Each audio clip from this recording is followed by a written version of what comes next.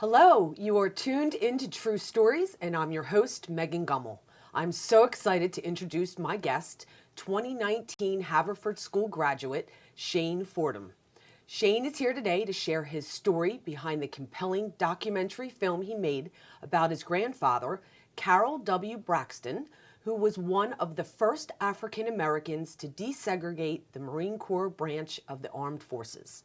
Shane's documentary has since been chosen for the All-American Film Festival and will also be added to the permanent collection of the National Museum of the Marine Corps in Quantico, Virginia.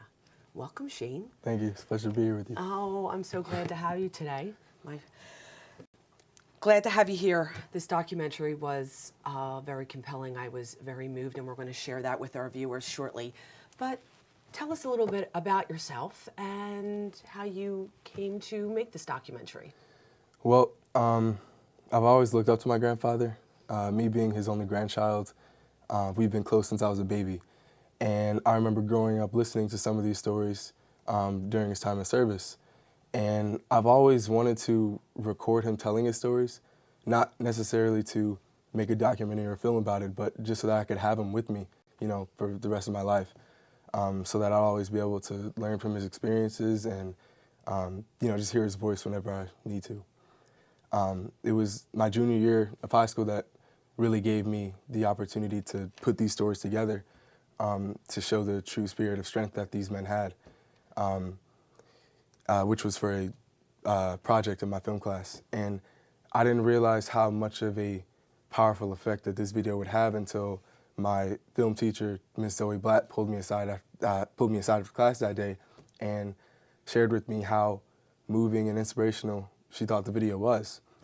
And at that moment made me want to go bigger and expand the story to where I could get the story out there to more than just the Haverford community, which is what led me to add a more historical perspective to the documentary, which was kindly given to me by Dr. Diane Turner at Temple University. Oh, excellent. So those stories that you heard growing up, did the meaning of those stories grow and become more compelling to you once you made this documentary and you were able to reflect back on that? Absolutely, because, you know, when I was a little kid hearing his military stories, I was like, wow, like that's my grandfather. Like the people I would see in action hero movies or, you know, army movies, I felt like that was my grandfather. Like my grandfather was an action hero. And then as I got older, I felt like my grandfather wasn't just, you know, a cool action hero, but he was an American hero, someone who wasn't scared to fight for his country, someone who was against all odds and didn't back down.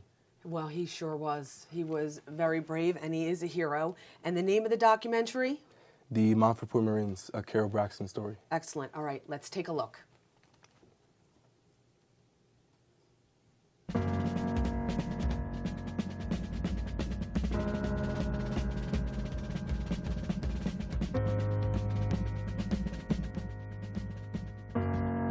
Retired Master Gunnery Sergeant Carroll W. Braxton.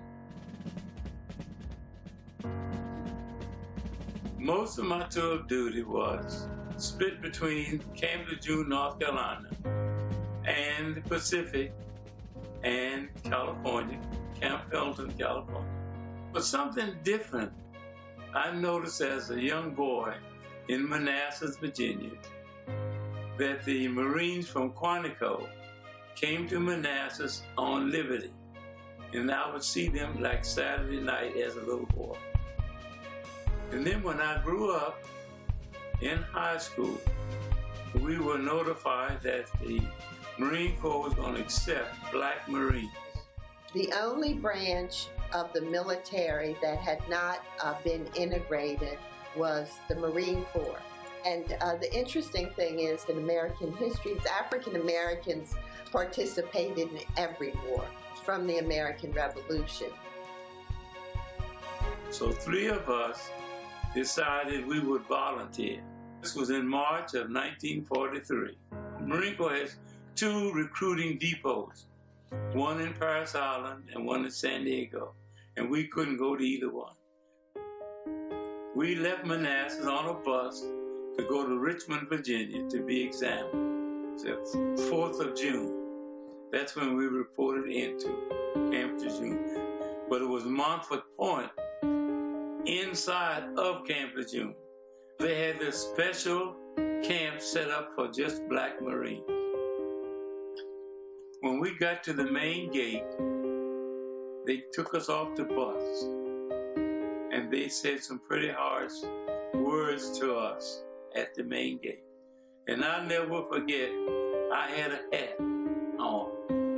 And this big D, I guess it was the MP, reached up and grabbed my hat and threw it on the ground and stomped on it and said, "You so-and-so, you won't need this hat anymore." And I never saw that hat again.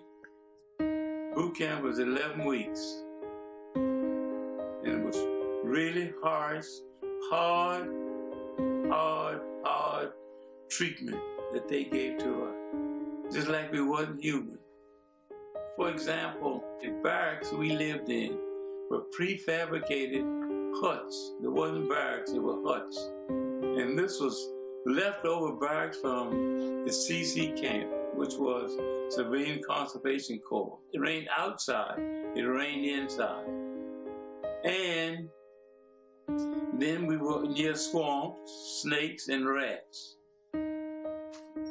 Dusk dark, we would go down by, or they would take us by the swamp and make us stand at attention and let the mosquitoes sting us or do what they want to do.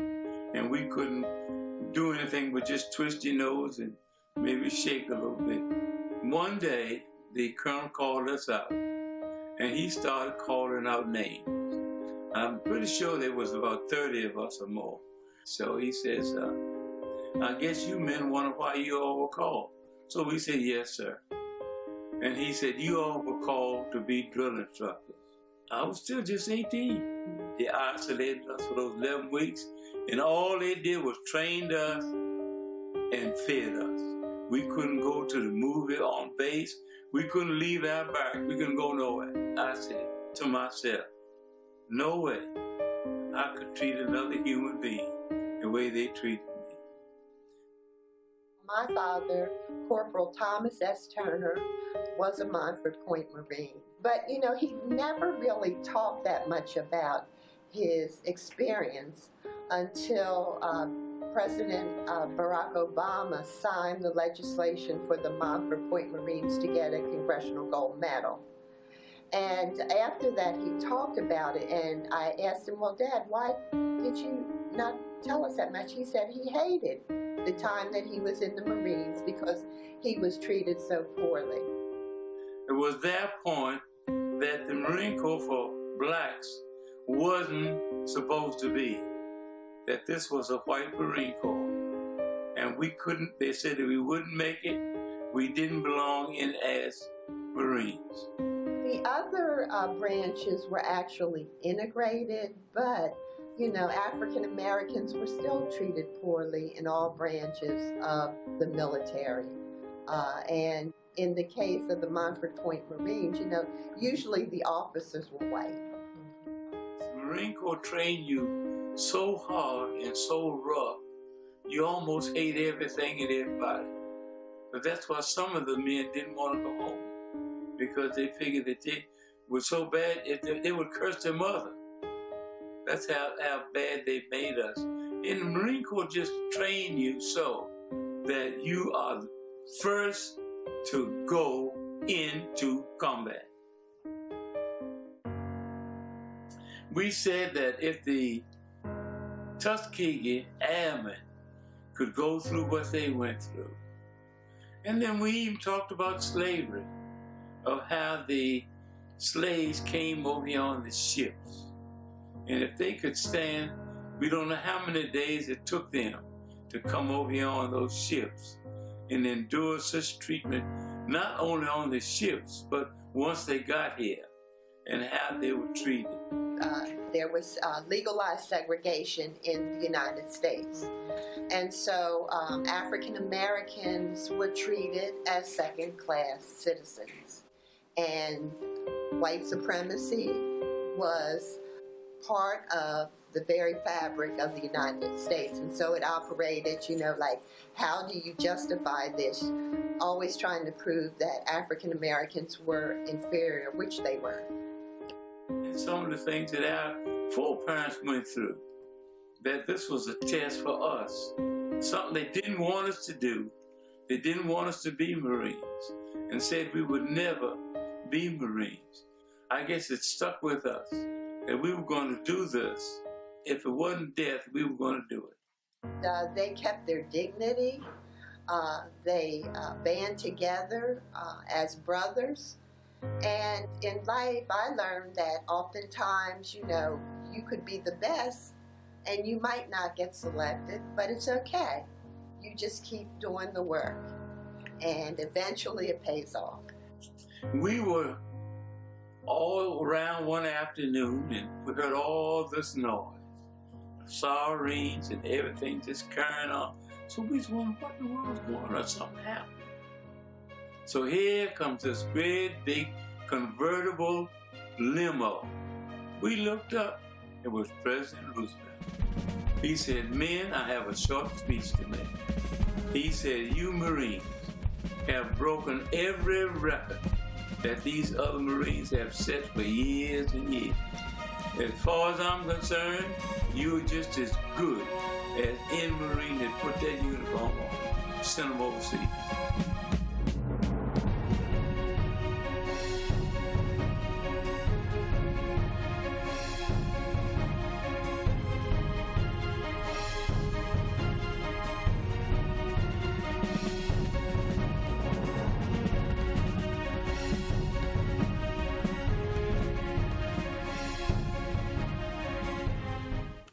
And we're back with my guest today, documentary filmmaker Shane Fordham. That was the documentary he created about his grandfather, retired Master Gunnery Sergeant, who is still with us today. Yes, ma'am, he is. Surviving and thriving at 95 years old. 95-year-old. Still driving on his own. I was extremely moved by that documentary, I have to say. And your grandfather's a brave man, I don't need to tell you that. So he grew up in Manassas, Virginia, and I think what struck me most was how he discusses how we used to see the Marines on leave, and he liked their uniform. That symbolized something to him. Can you discuss what you think felt that? At that age, he looked at the Marines the same way I used to look at him growing up, with admiration and inspiration, and really, as a role model, someone who he wanted to be and wanted to grow up to, I guess, make proud in a sense. So in 1943 it was, he discovers that the Marines are now going to allow African Americans in. And he and a couple of his friends are brave enough to go and sign up. Still wasn't easy for him though. Nope. And what also moved me was that your grandfather wasn't treated well. No. African Americans, it was still, maybe the Marine Corps was now becoming desegregated. But in all other aspects, there was still segregation. Yes, there was. I think it was inside the Quantico base, there was a smaller base that inside of that Marine base for African Americans, and it was terrible living conditions. In the film, my grandfather describes it as they were trained in swamp-like environments filled with rats and snakes, where the huts they were issued to live in, which were left over from civilian conservation camps, or civilian conservation corps, had no rooftops on top. So it was really hard for them, even just, trying to get some rest after a long day's training like that. And one example that really stuck out to me was, like, during training, they were taken down by the swamps where they had to stand at full attention. And they had to stand at full attention while mosquitoes would bite and nag at them for hours. And they weren't able to flinch or swat them away. They weren't allowed to move a muscle. they never seem to get any peace, no break from the hard Yeah. work and the training. And I believe I heard your grandfather reference they didn't even get to go off base and go to the movies and enjoy some downtime at all. Nope. Because of the segregation. Especially if you were a drill sergeant, which for my grandfather, he was promoted to drill sergeant at age 18. Which is amazing. So in Yes. some ways, you're good enough to be a drill sergeant, but not good enough to go off the base or have decent accommodations. Exactly. So that must have been tough. I don't know what was in him that compelled him to go on, except for he never seemed to lose his dignity or his humanity, because he said, I could never treat another human being the way they treated me, which I think is the character. Exactly. They were treated terribly in their training. You know, the training, my grandfather describes the training as so brutal and rough that the men were even scared to go home because their minds had been conditioned to such a point of hate and violence that they were capable of cursing their mothers, which isn't something they wanted to do, but it was something that was capable in them now because their human nature had been changed at that point to be able to do anything to survive. And Right, they become to adapt to their almost surroundings. objectified, right? Right. I mean, the sergeants do that to the candidates Yeah. because this is serious. You're going into battle. I mean, and then your grandfather went on to serve in World War II. Right. And so he looked to inspiration by those, what one man can do, another can do, which he was inspired by the Tuskegee Airmen Yeah. and even by slaves. He looked at it like, and yet there were still people who had it worse. It was his time to carry on the torch like the Red Tails did at Tuskegee and like the slaves did coming up. And it really shows testament to how much our elders have been through and how much we really need to listen to them more because they paved the way for we future generations, and they paved the way for future generations to be great and succeed in life. Absolutely. And you are definitely passing on that torch, and it's wonderful that you've done this. So I found it interesting that you brought in a historian into the piece, who also, her father paralleled your grandfather, was a Marine. And you said you grew up listening to the stories. Your grandfather was able to speak about that. When he spoke about it, what was interesting is she said, until President Obama signed legislation which afforded your grandfather and her father a medal, Congressional Gold Medal. Congressional Gold Medal, her father never talked about it because it was so painful. Clearly your grandfather had shared stories. Did the pain come out in the stories, or the pride, or a little of both? Well, it was some stories that I didn't remember hearing growing up. Some of the harder stories that were kind of emotional for him to tell in the documentary. But I could imagine how Dr. Diane Turner's father could have felt just even remembering those experiences he had in his service, and how hard it must have been to even formulate or put together the words to even, express what he had to go through. It's interesting because I'm just having an aha moment that the PTSD isn't necessarily from actual combat. It can come from what prepares you for the combat. And then for what your grandfather and her father went through was just the human suffering at that time, Right. and the segregation. So President Obama signed the legislation which gave your father the medal. Another piece that must have been the conclusion to the documentary was when President Roosevelt came on the base, and it was, you're just as good as any, if not better, because you broke So many records. so in many training. records. Yeah. That's actually a story he didn't tell me when I was little. So hearing that for the first time while filming and everything, I was like, wow, like that's one of the most powerful I think, components in the documentary because it showed that these men had succeeded, had stood strong against all odds, had stood against people trying to tell them what they could and couldn't do, people trying to tell them that they weren't worthy of service, but then succeeding and flourishing in training to where the President of the United States himself, from his own mouth, comes to you and tells you, you men are great, and I think you men are worthy, and I want to send you overseas. And I can only imagine how that must have felt hearing the admiration of the leader of the nation for you. Finally, the vindication and the validation, the do it or death mentality that your grandfather says, because how do you go inside and have that go on when you're constantly, when your spirit's being broken? And African American men have served, as the historian said, in every war.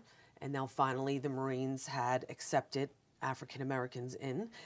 And so your grandfather served in World War II until that ended, till we dropped the bombs on Japan and they didn't have to invade. And then he left. But then he was called back because he was obviously so skilled for the Korean War to train as a gunnery sergeant, correct? Yep. Yes, ma'am. Okay. And then after leaving service completely, he was hired by the Defense Logistic Agency until he retired in 1980. So he had a long career. He created a career out of his service. Absolutely. Absolutely. Great. My grandfather is a fighter. He's one of the strongest men I've ever known.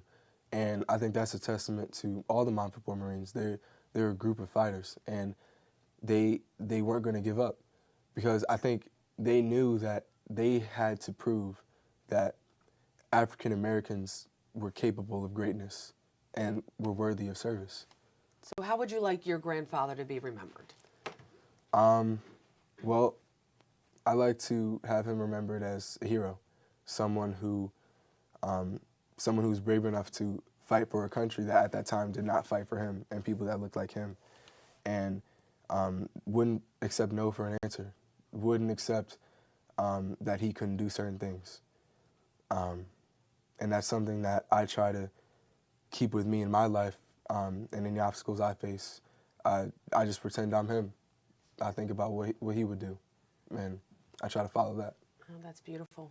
And this documentary is, thank you so much for making the documentary. So tell us a little bit about yourself. I think you're getting ready to head back to college. Yes, ma'am. I go to Hampton University, the real HU, where I play football. I'm a defensive end, and I'm looking forward to getting back in the weight room at school with my teammates and friends and prepare for next season. We got spring training coming up and winter workouts coming up, so it's going to be fun. And I believe you made the dean's list. Yes, yeah, I did. So, I did make the dean's list. Yeah, I think you're making your grandfather proud. Hope so. So you're going to continue with filmmaking? Did this spark an interest in you? It did. And a desire to go on? And it did. I was really interested in this topic, so I actually had a lot of fun making it, and it really encouraged me to think about more things that I want to experiment with in the film industry, and more things I want to, get out there, more stories I want to tell. So yeah, I'm looking forward to my future endeavors and more. Hopefully, I can. Hopefully, my creativity can grow. And this documentary was chosen for the All-American Film Festival. Tell me about that. That was really exciting because I'd never really been to an award show on that type of scale before. And I remember when I first got the email letting me know that I was, a finalist, I was like, I didn't think it was real at first, because I was so shocked and excited. And then going there, my grandfather was with me, of course, and my family. I remember walking into that auditorium with him, and both of our faces lit up. We were so excited. It felt like we were at the Oscars. You must have made him so proud. Yeah, I hope so. He really had fun. I really had fun. They had spotlights everywhere, big monitors showing the contestants. Wonderful. They gave my film a screening at the AMC Theater in Times Square. Oh, So that was cool to be able That's exciting. to watch him watch his story on His story and on how TV. important and how much he mattered. Made a Yeah. difference not just to you, his family, immediate family, but really the world. Yeah, it really made him happy. And I'm glad that his story was able to be acknowledged and seen by professional film critics and storytellers. That was really cool. That's beautiful. And then he was around for that. Well, thank you so much for coming today. Thank you for the documentary. I wish you the best at college and football. Thank you. Keep those grades up. And I really ma'am. hope to see something else from you in the film role because you did an excellent job. Thank you. All I'll right, let you know. Shane, thank Thank you you. for having me. I want to thank my guest again, Shane Fordham, and of course his grandfather, Carol W. Braxton, for his courage, perseverance, and service to our country. Thanks to everyone here at MLTV Network Studio for making this program possible, and to the viewers like you for watching.